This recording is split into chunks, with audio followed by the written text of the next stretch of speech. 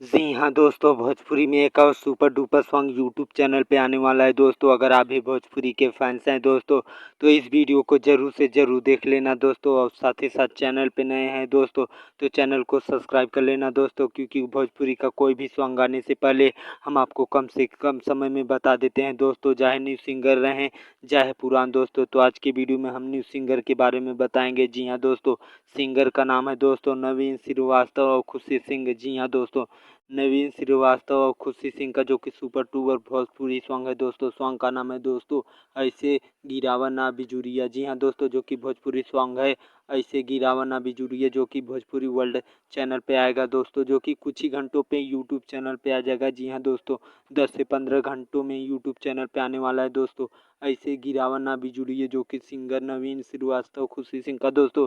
तो हमें पूरा उम्मीद है दोस्तों यह सॉन्ग एक बार आप ज़रूर सुनना चाहेंगे दोस्तों। तो ऐसे ही वीडियो पाने के लिए दोस्तों चैनल पे बने रहिए। तब तक के लिए जय भोजपुरी।